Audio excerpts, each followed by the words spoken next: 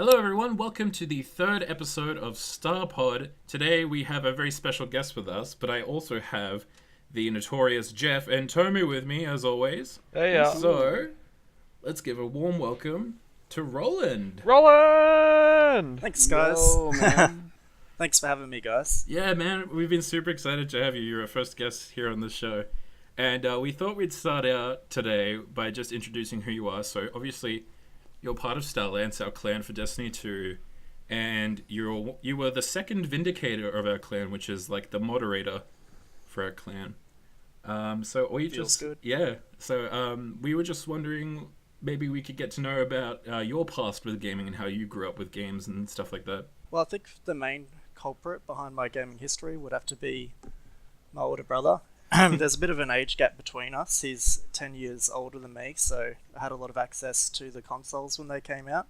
Wow. Okay. So because he had that 10-year gap, did he already have like a bunch of games like when you were sort of growing up? Yeah, like the first game that I really sunk my teeth into was the original Legend of Zelda on Nintendo. Oh damn. Nice. Starting out strong. Yeah. Yeah, I thought it was like even the cartridge itself is gold and shiny, so at that age, I was in grade 1 at the time, I thought it was a pretty magical thing. Oh my god, I remember that cartridge too. The first time I laid eyes upon it, I was like, is this real gold? That reminds me. Link to the Past came in a gold cartridge as well. Not the whole thing, obviously, but the front was just gold. That's right, it was that half and half thing, wasn't it? Yeah, it was kind of a half and half thing, but it was also like, I had played it so much that it had worn the gold out. I glitched that game back and forward, so I was technically in the dark zone, or the dark world, and I beat the game. Oh my goodness. In the light world, there's something incredibly dumb. I skipped like 3 dungeons. Oh my god. And that game is like notorious for having to actually go back and complete those dungeons, isn't it? Like you need to for some parts. Not when you skip the entire Master Sword. Go to the Oh my Tempered god, so Sword. you just skipped the Master Sword. Who gives a fuck? I didn't. You need to give the Master Sword some respect. Yeah, right? It's a sacred thing of gaming. You don't just skip the Master Sword. So you go back in the credits to put the Master Sword back in the pedestal, and just imagine you're just looking there and it's still there. Obviously, it didn't happen like that, but Like, just maybe I imagine. could put a stick in here or something. What should I do? Take this one out, put the other one in? Fuck. So, Roland and I were talking off stream about his gaming history, and his was actually kind of similar to mine, especially in the PS1 era. What was like the most nostalgic game for you, PS1 era, Roland? I would have to say probably Crash Bandicoot 2 Oh, was yes. a solid one. Yep. I love that All one. comes I back to remember my mother came in. She had just finished work one day, and she actually bought that game brand new. And back then, PS1 games were like still like $60 to buy a brand new game back then. And I remember memory cards were like nearly 100 for like an 8 megabyte storage Yeah. thing. Memory cards are the killer, hey. They were, and you needed them for all these like crazy new platformers and 3D graphics coming out. And my mom came home with a bright red memory card and Crash Bandicoot 2, and I did not expect it. I didn't even ask for this game, so all I can say is that my mom had great taste in video games. Happy days. Yeah, absolutely. Did you have any other PS1 games that were like super nostalgic to you as well? I love Spyro the Dragon. That was Yeah. the one that I loved. Hell yeah. Spyro and Dragon. Ripto the entire time on the PS1. Oh god, I got the one for Game Boy. Both of those games had parts that I had to revisit like a year later because I didn't have the internet at the time. Oh god, So could you imagine getting all of the gems? yeah, exactly. The last gem I needed was the red one, and it's the one that was hanging up in the snow level, and you could see it, but I had no idea how to get to it. Oh my So it gosh. was super frustrating. Hate that. Not just being able to look up information whenever you want. So That's a really funny point, because I remember when I was a kid playing video games, and I talked about it on the first episode of Starpod, like with my gaming history. But I remember playing Croc 2, and I couldn't fathom like the sort of semi-RPG elements to it. which was like you could go into a store, and I remember there was this big fat cat guy that would sell you like items just for your adventure, and you actually needed some to get some secret stuff.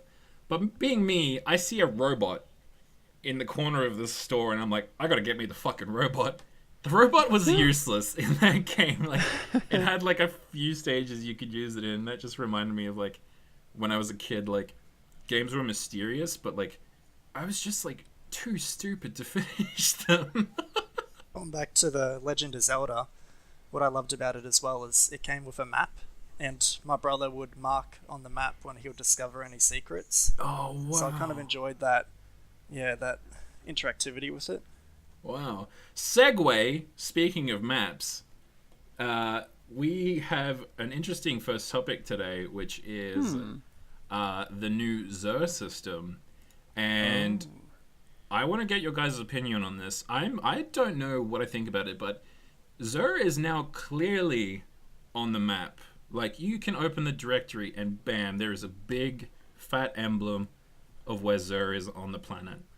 What do you guys think of that in general? Because in the first game, we know that, you know, he had about like 8 or 9 pre-selected locations he could appear in the tower.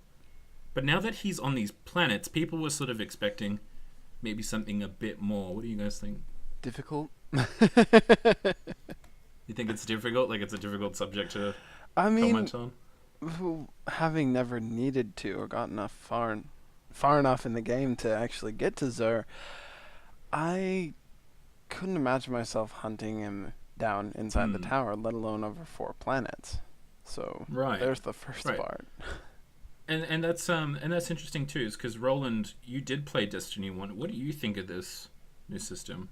I think that I'm happy that he's going to be marked. Like, while the idea of going on the treasure hunt and finding him down as a community would be interesting, but at the same time, I wouldn't have the patience for that. I would be getting onto Google straight away anyway. So I feel exactly the same. Really, for me. Yeah, absolutely. And what about you, Jeff? What do you think about this? Because I know that you and we used to teleport back to the tower, so excited on Xur night, and we'd try and find him frantically for the first couple minutes that we were looking for him. What do you think about it?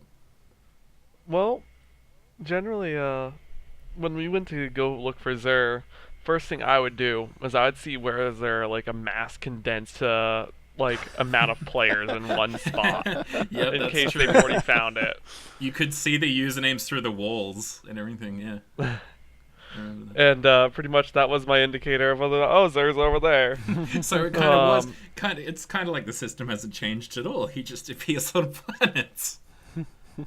And now instead of having players just all be on him, now you get a giant waypoint marker, eliminating the hassle of having to look left and right. I agree. So we're sort of in a unanimous decision that it's actually quite a convenient system. And I also thought about, what about people who are busy during the week and, they have a few minutes to log in before Xur resets?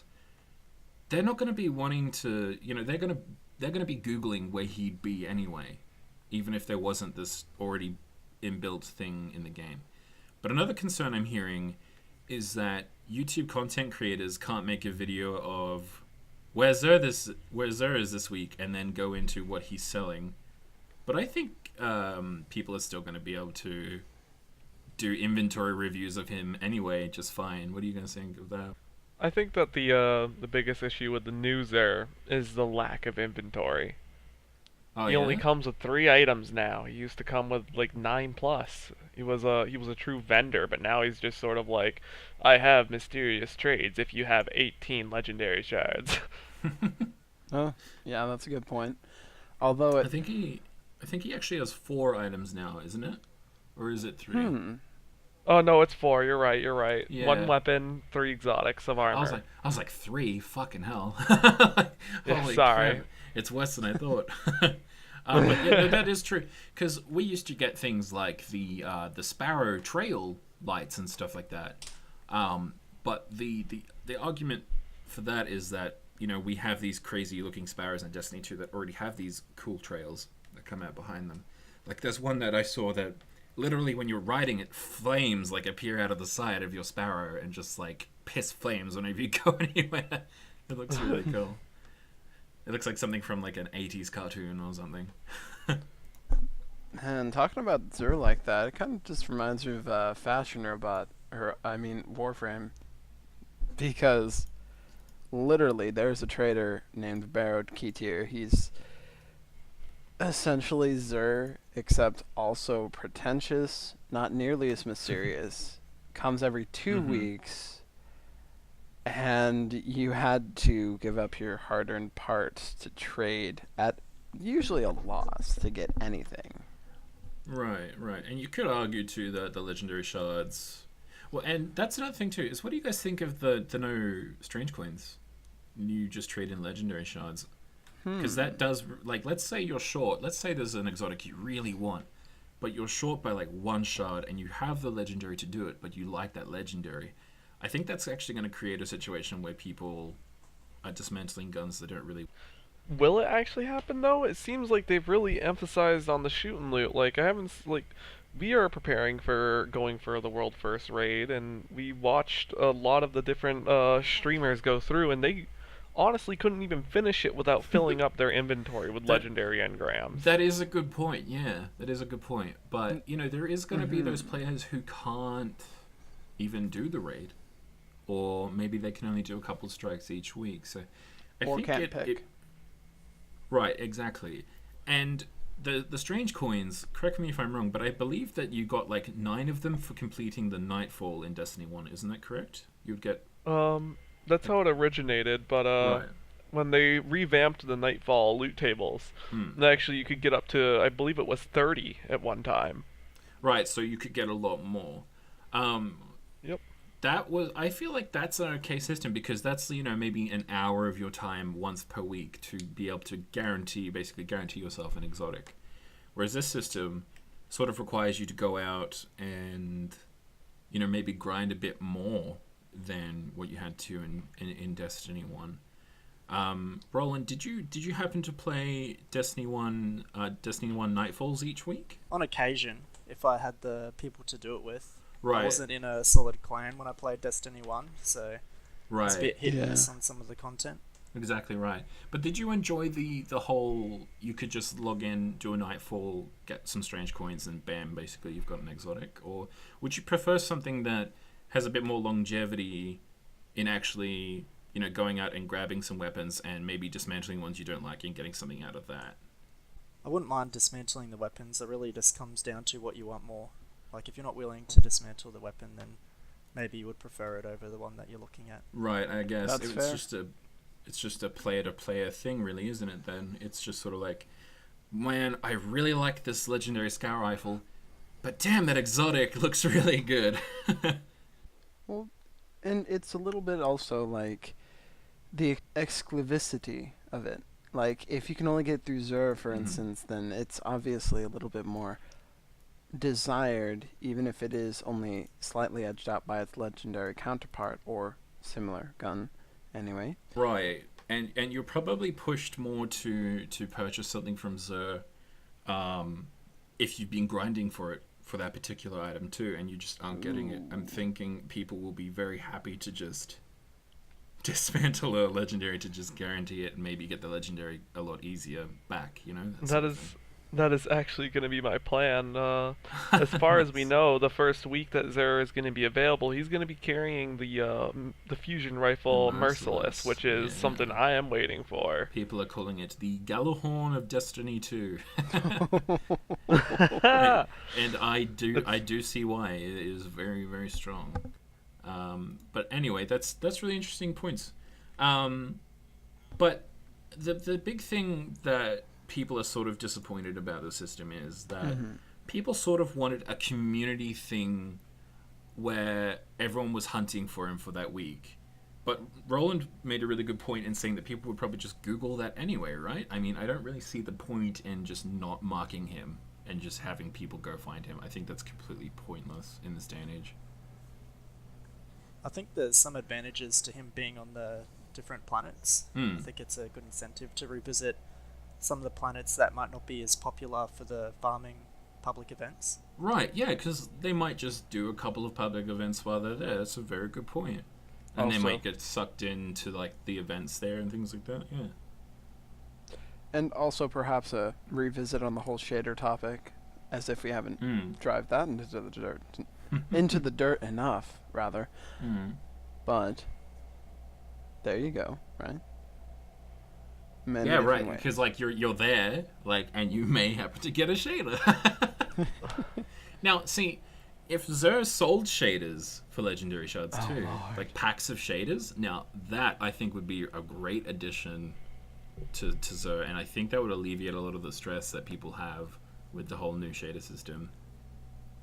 I do agree. agree If you with could buy that. them in bulk, that'd be nice. Right, yeah.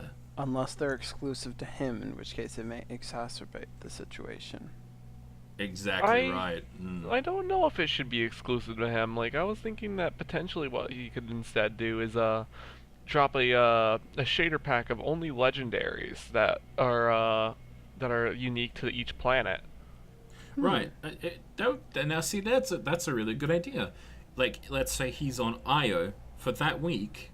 He could be selling an IO shader pack. All shaders available on IO can be gotten out of this pack for, like, let's say 5 legendary shards. You get 10 shaders that are specifically for that planet. So I think that'd be perhaps really even more cool way to because do of it. the whole balance. True. I think that would add a lot more worth to legendary shards too. You wouldn't feel as bad for dismantling them because you're like, oh, maybe I'll get a cool shader out of the. Well, because I never really knew about Xur, about the whole system. I hear, the strange coins and legendary shards, this, and I know that, the strange coins also go into, I believe, ammo synthesis and coins of the nine. Right. Those. I'll see. Like, that's the thing, isn't it? Is that a lot of the items he used to sell are no longer relevant in Destiny 2, or they were removed for maybe a better system. True. But most of my point is, like, for those that play RPGs and they're just like, oh, an awesome item. Well, I'm never going to use this. That's me. I'm a fucking hoarder. Now, imagine that, but things like heavy armor synthesis and this and that, and I'd have all of these collectibles and never actually turn them in for anything unless I was egged on to do it. Actually, that's one thing I have noticed from playing the PS4 version of Destiny 2 is that the collectibles, the things that you gather and things that you pick up, all have worth, and they all actually do something. Like, anytime you're doing anything, you're always gathering a token for a particular faction, or like the Vanguard or Banshee and all that sort of stuff. And it feels really, it's like that layered content thing I keep mentioning about Destiny 2, is that while I'm doing something I was already doing to get loot, I'm getting extra loot because I did this thing and it gave me a token. So it feels gratifying. It's designed that way to be addictive, but hey, it works. Makes all the content meaningful as well. Exactly right. Like, you never feel gypped for something because, hey, you've always got a backup, which is really cool. I like to think about that. But one thing we can all agree on is that Xur looks fucking fantastic in Destiny 2. He looks really cool. I'll be honest when I say I've strayed away from that particular spoiler, because it's mysteriously lore-based, much similar to the 9 as well. That's one thing I haven't really read into very deeply, because I know that it'll be by what I can tell, given the first DLC has been revealed to be Osiris, aka the dude that disappeared, that foretold the coming of the end times, goddamn, like, shit. The 9 are going to be, I would say, a big influence on it. Considering there's not the Trials of Osiris, they're the Trials of the 9 now. Exactly right. Yeah, and I think that's a way of Bungie's segueing us into that particular thing. But I think when we're talking about the graphics of Destiny 2, I feel the Xur is actually a very good example of how much it actually has improved. Destiny 1 had some pretty washed out, pretty, let's be honest, laughable textures in the game, and some of the characters looked pretty atrocious. But all the character detail in Destiny 2, when you talk to them and it comes up with a menu and you get to see them in detail with their cool background and everything, you really notice like all the little details and stuff. And Xur was really great. Like you can actually see like a silhouette of his face within the hood now, and you can actually see like the detail on the tentacles, and like his clothing is less like, it's less in Destiny 1 it looked like they literally slapped a few textures on him. But in Destiny 2, it looks like it was meticulously put together. Like he was a character that was rebuilt from the ground up, and he looks really, really cool. I really like the new look. All right, awesome. So speaking of Trials of the Nine, let's talk more PvP. One thing I'm really pleased to say is that pretty much everyone is in agreement that the PvP is awesome in Destiny 2. Which, to be honest, is what we expected, right? Bungie know how to make amazing multiplayer experiences. Hear, hear. Love it. Okay, but there is one jarring thing that keeps coming back in my mind, and I wanted to discuss this with you guys. Because all of us played the PC beta, and we all dabbled a bit in PvP. One of the big concerns that I'm hearing about the PC version of PvP, and I think I may actually agree with this, is that the meta might actually be very small in PC. Because of the nature of mouse and keyboard, I feel like weapons like snipers and hand cannons and fusion rifles are going to be really strong. And I'd like to hear Roland's opinion on this as someone who didn't play a lot of PvP. I really hope that people are able to play with what weapons they're comfortable with. But I did notice when I was playing the beta that my results improved significantly when I was using the hand cannon. So I don't know if that's foretelling what the future will be like for that. Yeah, exactly. And it is a bit worrisome, isn't it? Because there's certainly like one of the biggest draws to Destiny 2's PvP is that people can walk in with their own build, their own character and stuff. But if hand cannons in nature are just better on keyboard or mouse, I don't know. What do you think, Jeff? Because you're Starlance's lead for PvP, and so obviously this must be concerning you a bit too. It does quite a bit. I would hate to see Polygon, actually having a valid point. And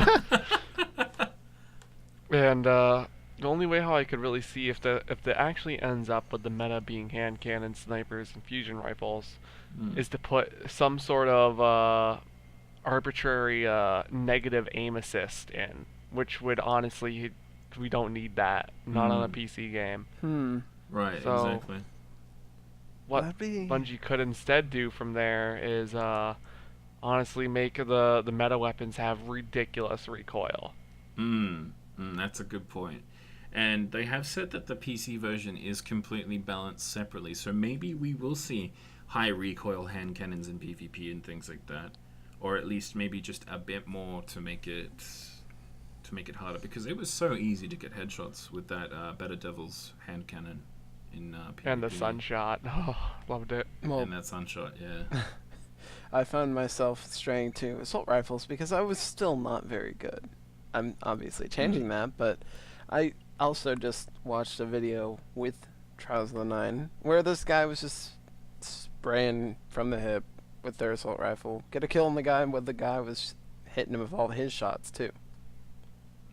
So Roland, did you in the PS4 version of Destiny 1, what sort of guns were you running? To be honest, I wasn't fully aware of what the meta was in PvP, so I just used the raid stuff from Kingsfall because I thought they were cool, pretty much. Yeah. I didn't really have a sophisticated knowledge about what was useful and what wasn't.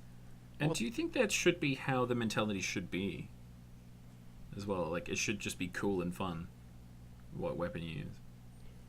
I do think that other weapons should get some love as well, and you should be able to play to your own style. Because everyone's going to choose their class. Like, that's the thing. Like, every class is good in PvP if you know how to play it. But not every weapon is guaranteed to be good in PvP, so that's a really good point. I feel that Bungie should be balancing it in a way that makes it so all weapons are great in PvP, and that will allow a lot more lot more of an interesting meta. I think you make a good point about it comes down to skill as well, but I guess part of the problem would be that if someone puts out a YouTube video saying that, these are the guns that are the best in slot, then everyone's going to flock to those weapons regardless of whether or not they're particularly good with those weapons themselves. Exactly right, which is a shame because, you see it in a lot of esports. A lot of the competitors will tell you, hey, you should play what's fun. You should not play what people tell you. And you see it in big fighting games too, like Tekken 7 at the moment. People are always telling you to play a particular character, but then you'll see one guy, all the top guys will be like, no, you should play who you want. That's who we play. We play obscure characters because we like them, because they're fun, and that's why we're good at them, because we want it to be. Right? You're not forcing yourself into something that isn't fun for you. Right. Because if it's not fun, then you won't have that drive to get better at it, really, will you? No, you're likely to get burnt out. Exactly. Yeah. That's something that I'm really excited and slightly scared to see what happens in the future for PC. But I think it's going to be fun regardless. And go STL Lions. Woo. Now, Represent. one quote that I did feel kind of sums all this up. It comes actually from Animal Farm. You know that George Orwell book? They make you read it in school and such. Remember that? Mm-hmm. Oh my gosh. Well, it would be better translated as such. All guns are equal, but some hand cannons are more equal than those. That's a good point. Yeah. So, it sums it up pretty well. Awesome. Well, speaking of Starlance Lions, our website is coming a long way, which is really exciting. We'll be able to host tournaments as soon as Bungie pull their finger out and give us our custom games that we want. Shakes fists out. Yeah. But we know it's coming. We're just gonna have to be patient, and when it comes out, it will be glorious. But speaking Shifty of Ice looks at you from Deej. Oh my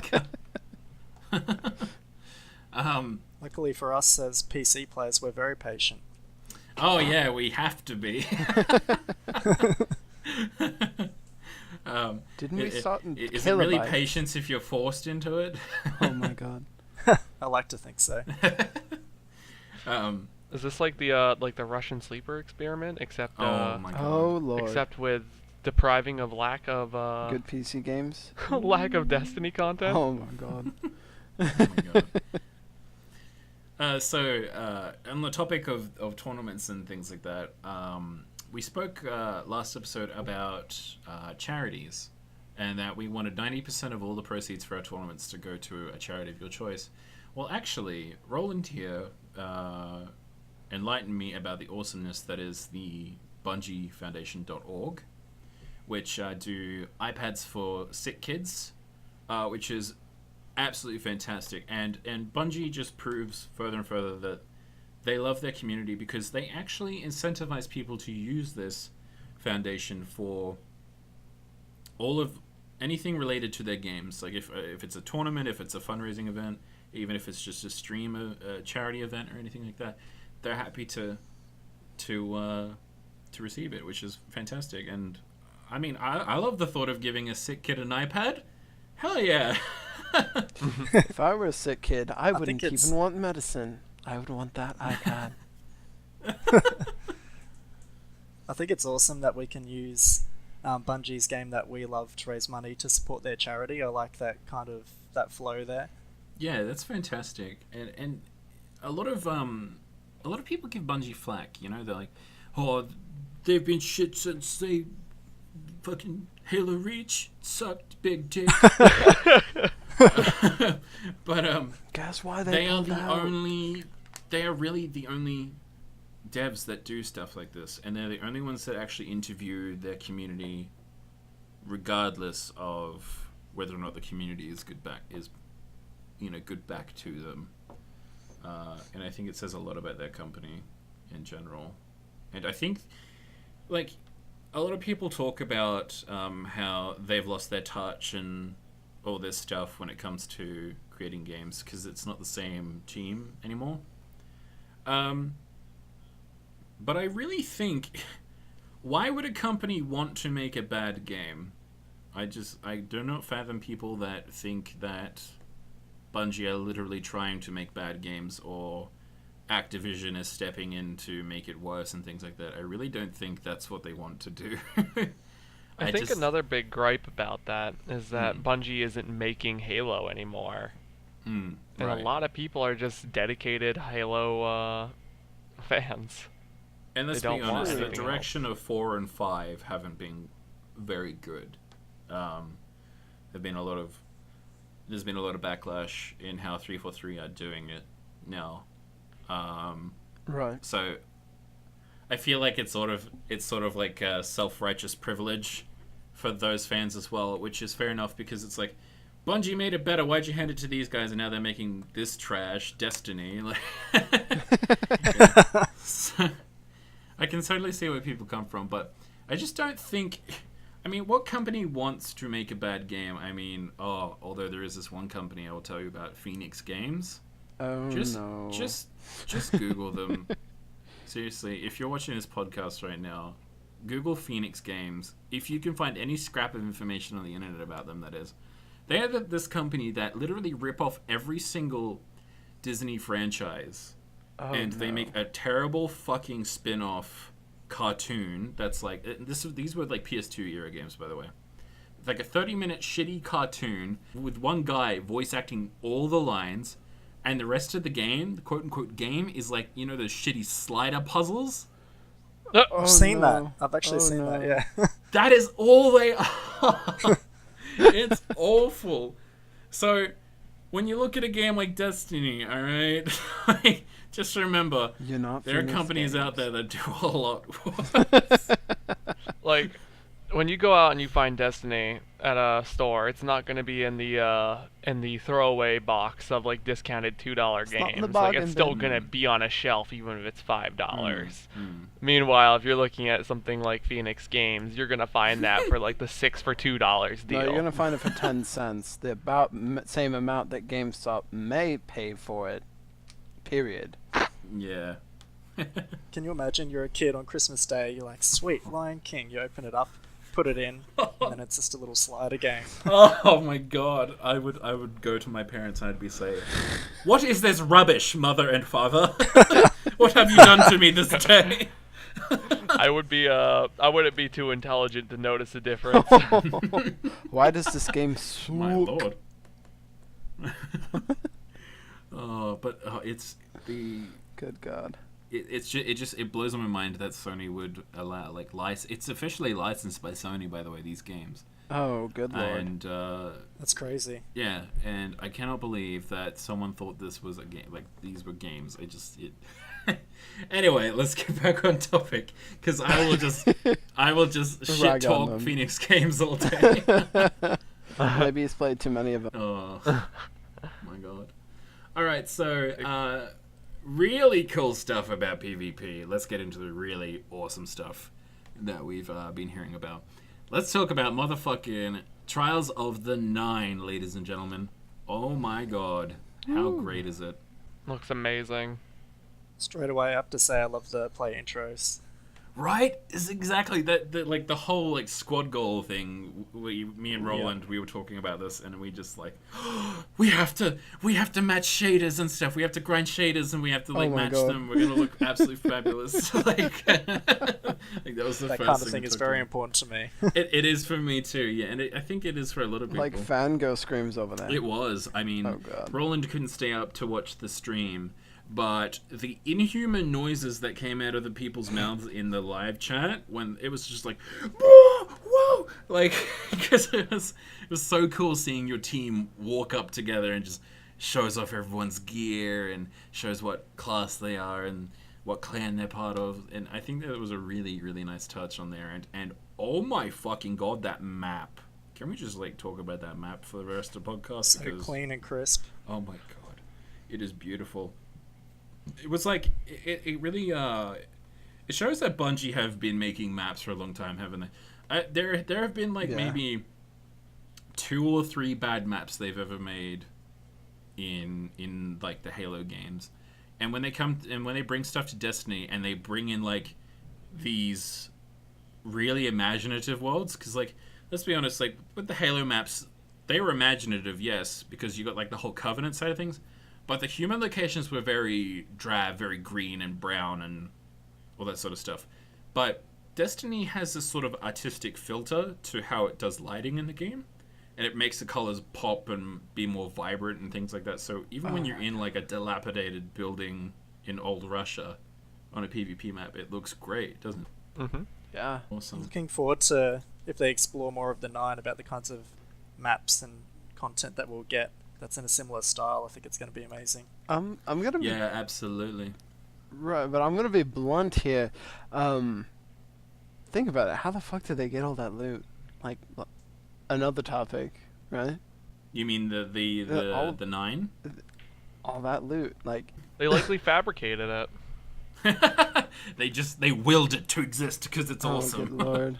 Yeah. Well, they willed a horse to existence, so they could do the gear for sure. Oh my god, yes. Perfect segue. That final loot tower, holy crap. That thing is so cool. How you just like, every time you get a win, you get to go a bit further up to the very top, and then whoosh, suddenly Galaxy Horse. Actually, That's I so forgot cool, about man. that. Oh my god. Everyone was freaking out about the, holy shit, that lady has a very big face. And I'm just like, Galaxy Horse! Holy fuck!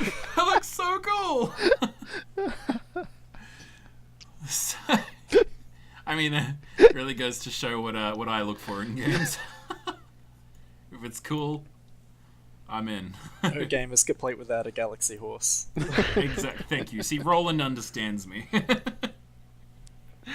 I knew something was missing from Destiny, and then voila, we've got it. Bam, Galaxy Bungie Horse. Yep. See? Proof. Best game, 10 out of 10. 10 11 out. out of And so I think we can just summarize Trials of the Nine. Awesome. Yep. Yep. It's really well done from the ground up. They've taken what was the most popular game mode in Destiny 1 and just like added extra awesome to it. And have you guys seen the weapons that drop from that place? I'm not going that They look far. amazing. Oh my lord.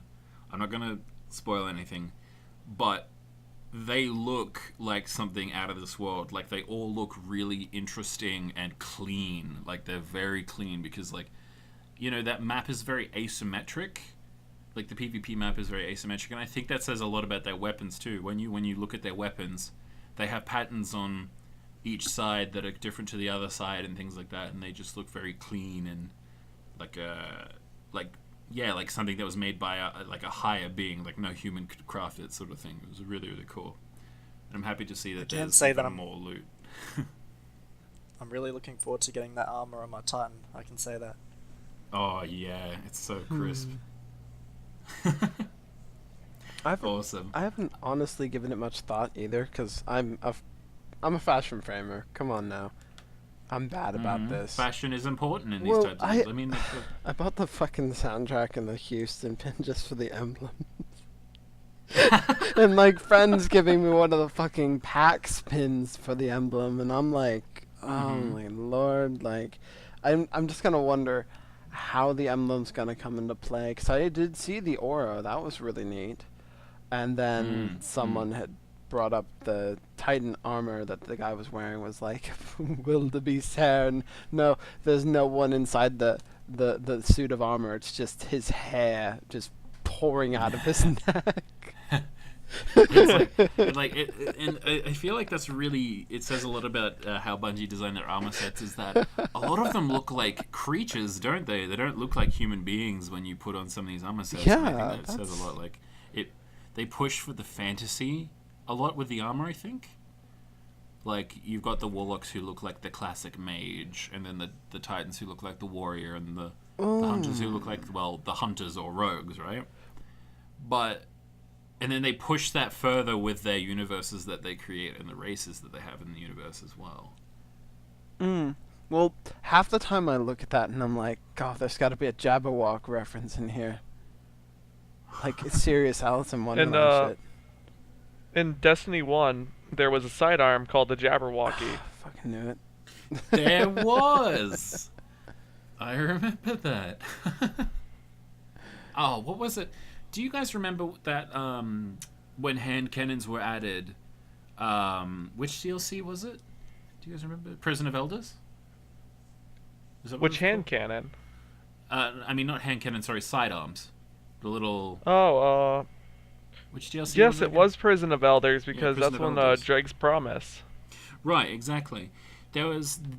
I think you're given it for like the first story quest you do in that expansion, and it was like a little zappy hand cannon that shot arc bolts. Oh. Do you remember? Do you remember what it was? Yeah, that was the Queen's Emissary.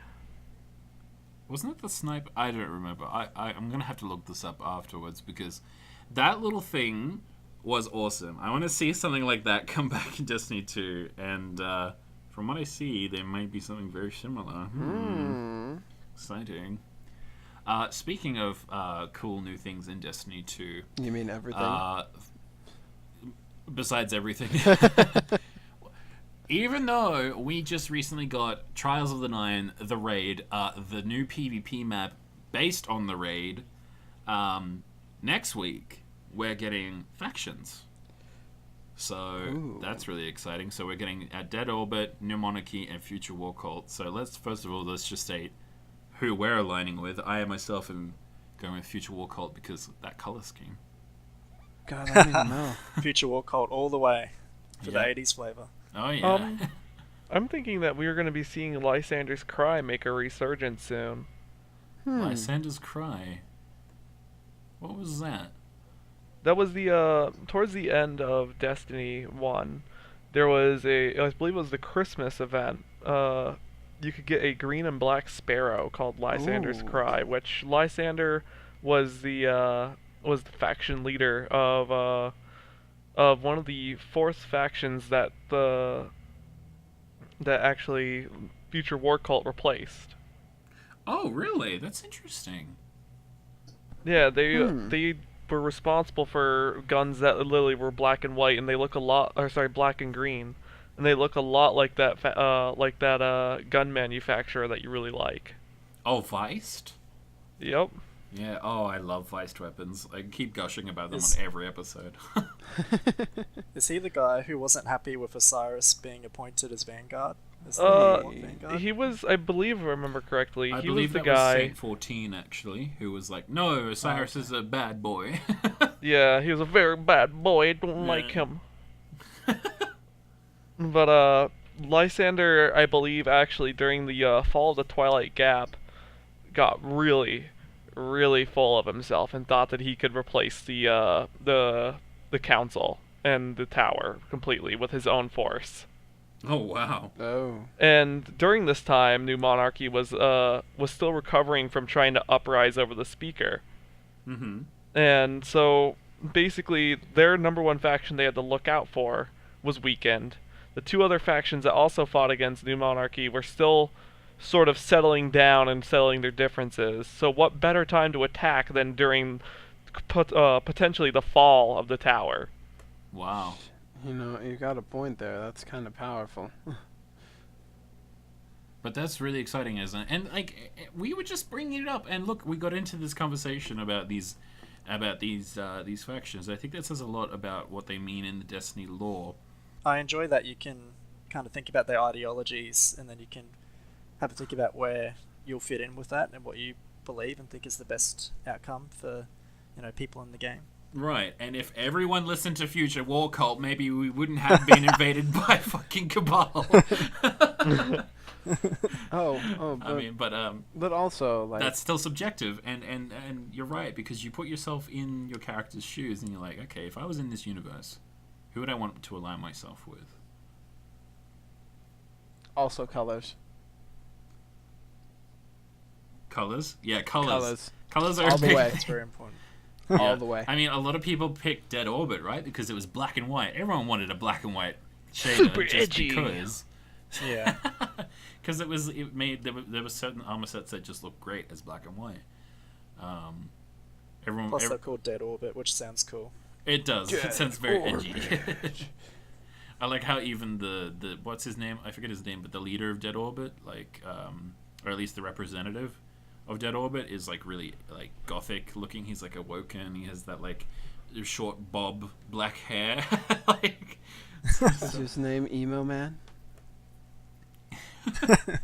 I mean, that's the only name that's coming to mind when I think about him. It wasn't worth my time. New Monarchy all the way. Yeah. Absolutely. So that's exciting, and I think with all the layered content we're already getting, if this is another layer to that, or another way to play the game in the already awesome established planets and strikes and everything that's on those planets, I think it's going to be really exciting to just get more rewards for doing the stuff you already want to. As long as they don't put a strike inside a Nightfall, inside a raid, inside of a capitals. Challenge accepted. Let's go, boys. Let's go get it. Inception, Let's that go shit. do I this just raid want some Nightfall. future War Cult True layered shaders. gameplay. Yeah. Even it's and we definitely know they're gonna get their own shaders, right? Because that was a big like selling point for the Future War Cult? the factions in Destiny 1 was the shaders, and there's more evidence to support this, is that the Vanguard already has their own shaders that they award you for doing strikes. So that's awesome. So I definitely see that shader system coming back for each faction, which is exciting. I hope to see my favorite shader maker return in the faction. It was a metallic red and basic white. For New Monarchy? Yeah. Yeah, that did look really cool. I remember there was one that was like red and white, but then there was one that was like the opposite way around. It was like white and red, and it made things. Yeah, it was really cool. Awesome. So speaking of new things that we haven't played yet because we're waiting. Cough.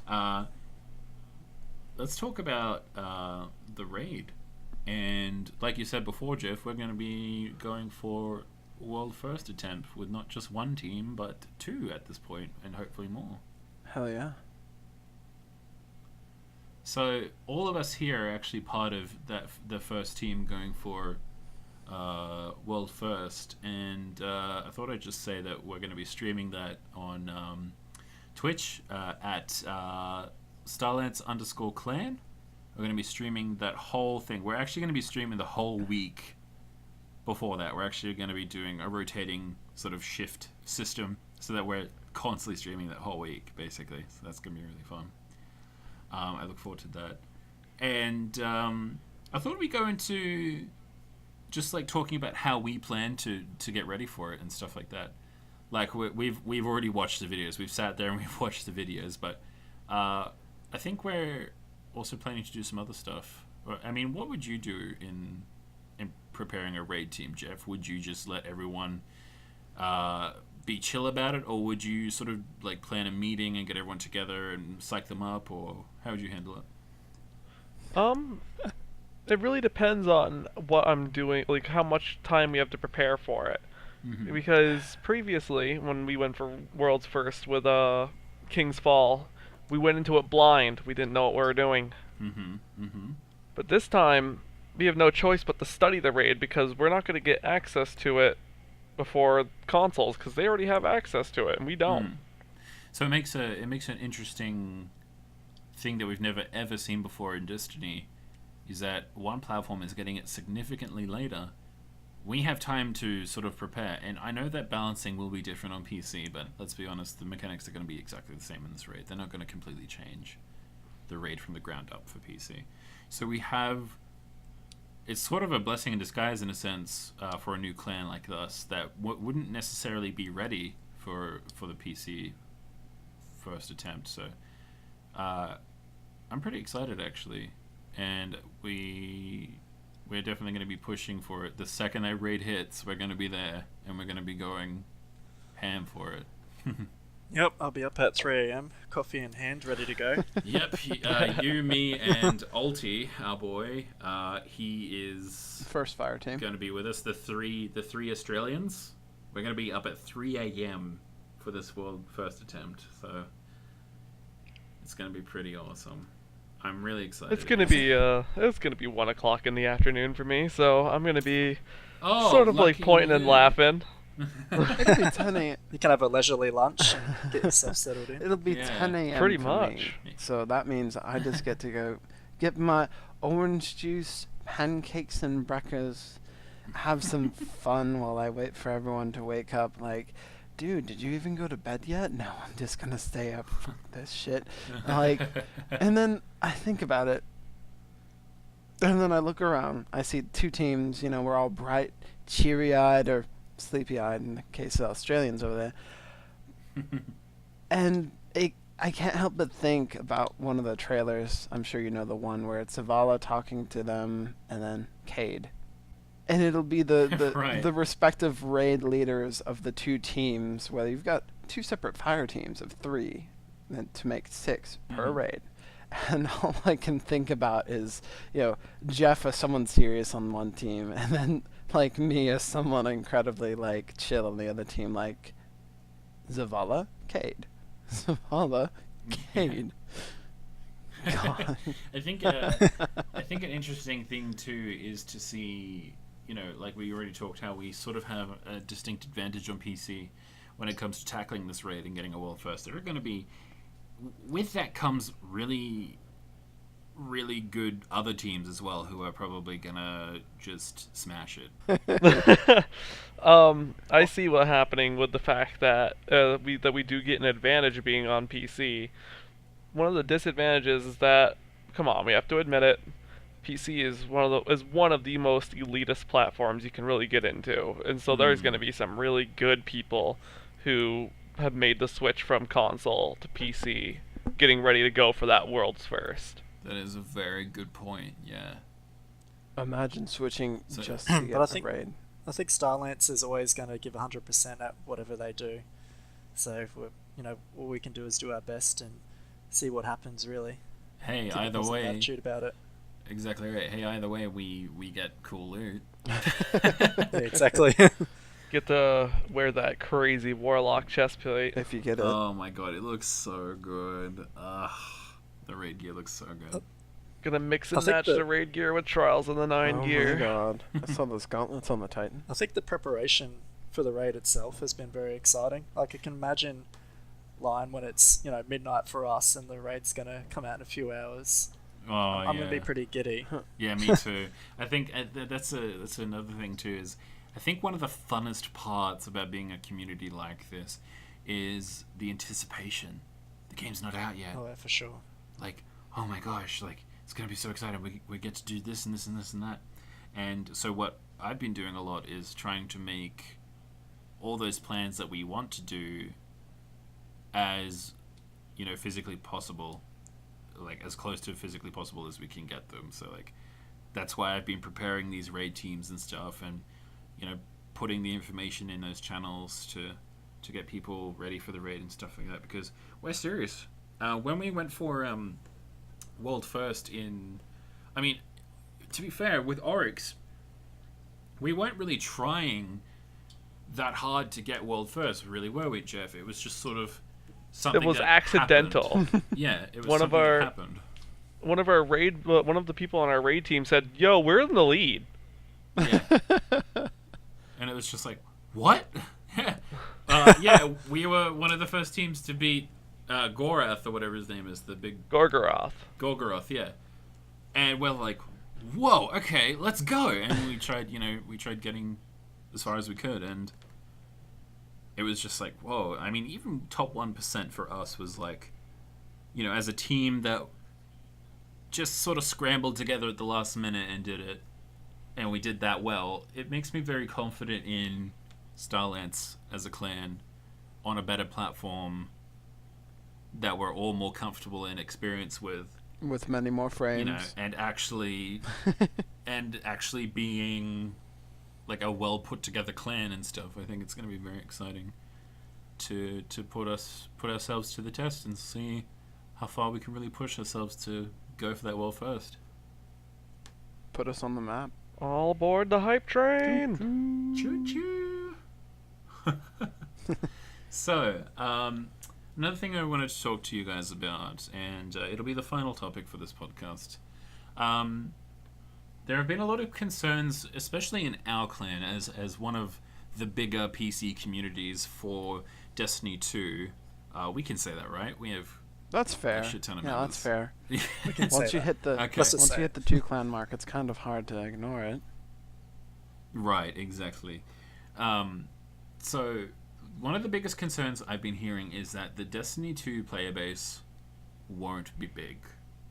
And so I thought I'd go through a list of facts to just sort of maybe alleviate a bit of stress some of our members have been experiencing, just like, oh, I don't know, maybe I should go to console and stuff like that, or I don't know if I want to wait, or what if it ends up, being a dead game on launch, Which it's not going to happen. It's Destiny, for Christ's sakes, people, first of all.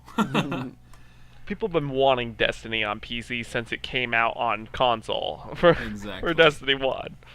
So I just compiled a list of non-bias things, and the first one is that PC has attracted a huge percentage of the content creators for Destiny content. They all want to jump ship to PC because it looks better, it plays better, and it's going to be easier for them to create content on. The platform has the widest demographic, period. PC in the long run will also attract more gamers, as PC is the largest growing platform in existence and is actually currently the biggest since last year in 2016. And also, the Blizzard launcher. That is a huge... I think that's a very big thing, because... when you look at games like on Steam, right? Even if it's a huge AAA title, it's going to be just hidden away amongst crap, really, isn't it? And Blizzard has a large player base, and a lot of those people are going to see Destiny on the launcher and go, "What's that game all about? Might give that a whirl." Exactly, And then they're going to fall in love with it. Exactly, and that's another thing too, is that I think a lot of people are making the connection here.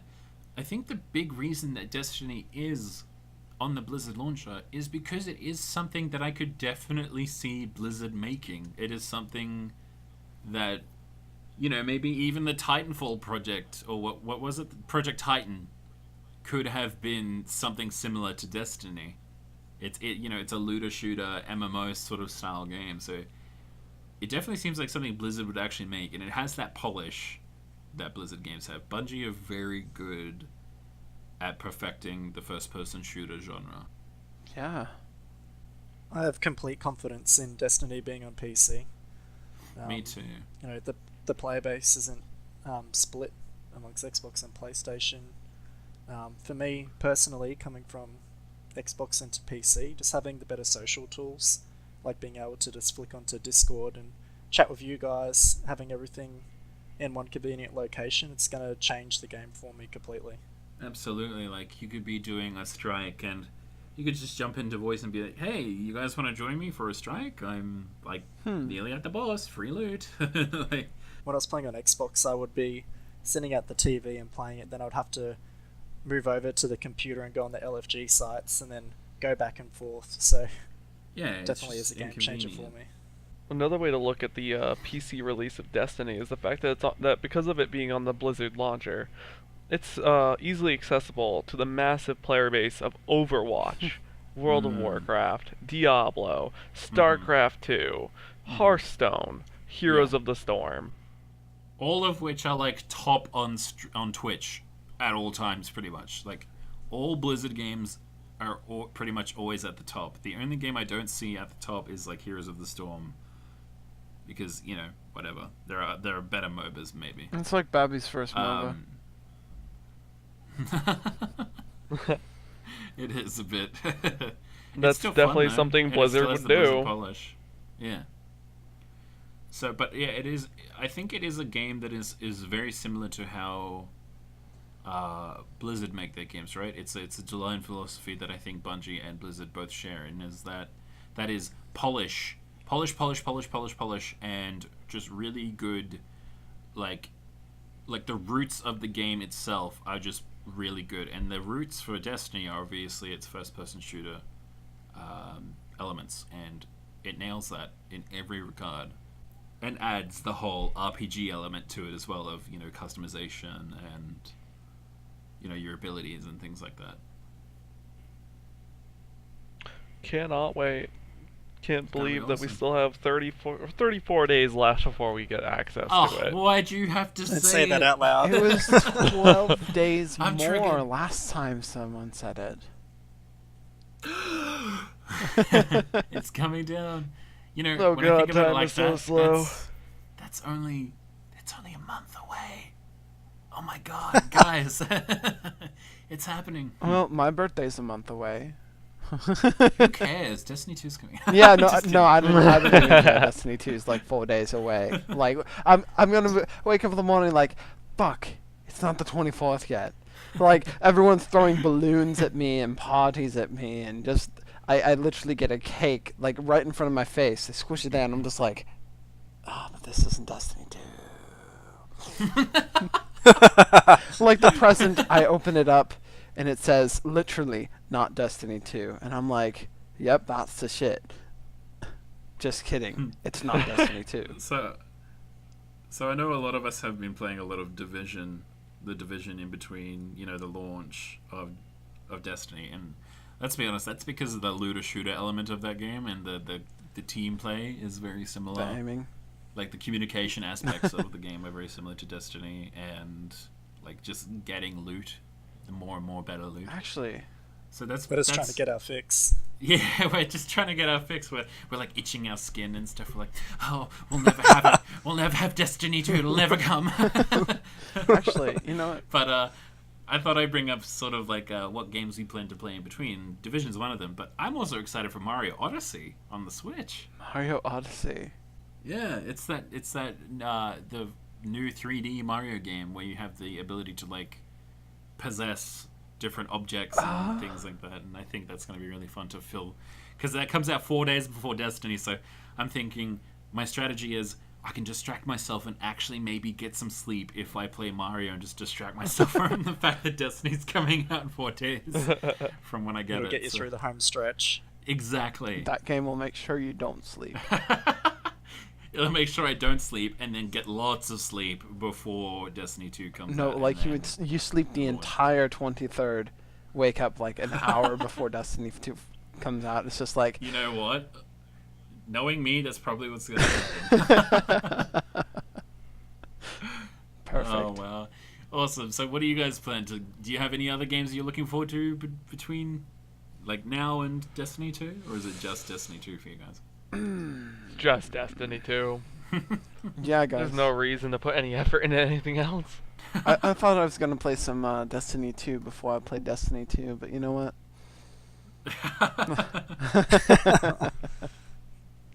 Oh, my But no, God. seriously, The Division's probably going to be it. Maybe Warframe. That's probably going to be maybe. it for sure. Same here. All right, cool. Thanks for joining us for the third episode, guys. I really appreciate it. Thank you for joining us today, Roland. Oh, thanks for having me, guys. That was a joy. Yeah, it's You were an awesome guest, Roland. Oh, thank you very much. Yeah. Hope to see you again. Awesome. So thank you so much for watching this episode, guys, and we will see you next time on Starpod. Thank you very much. Bye-bye. Bye. Bye.